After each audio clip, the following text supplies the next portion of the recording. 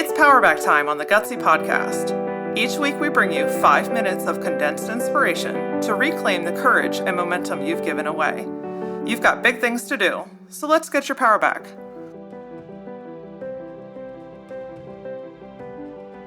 It's often quicker and easier to do things by yourself than it is to take time out of your day to train someone else on how to help you. But is that what is keeping you stuck? Look, I get it, guys. If you've been doing what you do for years or decades, you know it like the back of your hand. You can do it quickly. You can do it efficiently. You know the ins and the outs of what to do and how to do it. And most of the time, I'm going to bet that you don't even really think about it. It's just so automatic. It's kind of like when someone asks me what a shortcut is on the keyboard, and I think, well, hell, I don't know. I have to physically look at it to tell you what that is. I do it so subconsciously. It's just part of who I am when I'm working.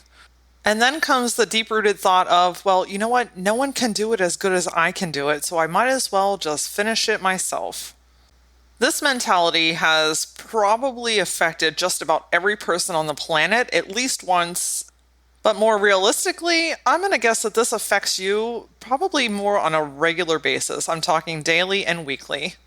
Especially if you're in a position of running or owning a business. Sometimes it's just way easier just to do the shit yourself.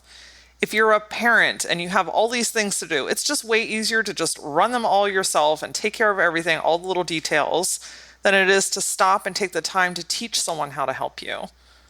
And that's the problem. Training takes time, right? And you're thinking, Laura, I don't have time to train someone. But I'm going to toss that back in your court, and I'm going to use these words for myself as well. If you don't have time to train someone to help you with these items, then how do you have time to do them in the first place? You make time, right? You shimmy things around, you work late, you take the laptop home, you're up really early if you're one of those people. In my case, I'm up really late trying to knock things out. And then what happens? You get burnt out, you get tired, you get frustrated because you're busting your ass and it appears as though everyone around you is just kind of lollygagging around like no cares in the world. You would be amazed at how many people want to help you, but first you have to teach them how they can help you. This week, I want you to take your power back by going through your list, going through all the things that you do on a daily basis, and train someone on how to take at least 1 to 3 of those things off of your plate. Now, I know you're probably thinking, Laura, I don't even have time to sit down and think about this stuff. Here's the thing, guys. If you don't carve out the time, if you don't sacrifice something else to take time to do this, you will stay in this hamster wheel until you do. What's that old saying? If you give a man a fish, he eats for a day. If you teach a man how to fish, he eats for life. Same concept here. But to first know what you can delegate and where you should provide proper training for someone to help you, you have to know what those things are first. So I want you to take an 8.5 by 11 sheet of paper, lay it horizontal in front of you, make 3 columns. The first one are things I love to do. The middle one are things that are okay, I like doing them. And the last one are things that I can't stand. And I want you to really look at literally everything that you do, down to the granular levels. So for me, the far left column will be speaking. Something in a center column may be going to networking events. And something in my third far right column is reconciling my bank account in QuickBooks. That task is literally the vein of my existence. But for years, I've done it. Why? Because I had to.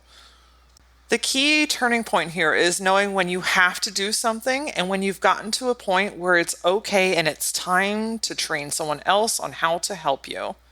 The goal here is to have way more things on the far left column, a few in the middle, and as little as possible, if not 0 items in the far right. Yes, there are going to be things that you have to do on a regular basis that you just don't really love, but these are consistent things. These are tasks and responsibilities that you have on a regular basis. To take the time to teach AJ how to reconcile the account, it took time. But guess what? It took me 1 to maybe 3 times of sitting down and going through it with him, and now he takes care of it. and it's taken a huge load off of my plate. It's something that rubs my ass the wrong way that I no longer have to deal with. And the best part is, he freaking loves doing it. So you would be just blown out of your mind how many of the things that are in your far right column that are actually someone else's far left column. After you make this list, I want you to gather your team. I want you to gather your family or your friends or whoever's in your inner circle that aligns with whatever these tasks are and say, hey guys, look, I am stuck. I cannot move forward because I'm doing a lot of things that don't resonate with me, and I could use your help. Does anything on this list resonate with you? And hands are going to start going up, and people are going to start saying, yes, I love doing that. Yes, I can help you with that. Oh, let me take that off your plate. And then the most important part of this whole process is to let them. And when I say let them, I mean get them the training that they need to do it. Walk through it with them once or twice or 3 times, because then after that, you're no longer going to have to perform the things that make you want to rip out your hair. It's a temporary sacrifice for long-term effects. And then at the end of the day, you get to do more of the things that you love and less of the things that make you want to run for the hills. Join me next week on the Gutsy Podcast as we identify key markers to find out if your branding is keeping your business stuck. Until then, follow the Gutsy Podcast on Facebook and Instagram. And for more Gutsy insight, follow me on Instagram @thatlauraora. See you next time.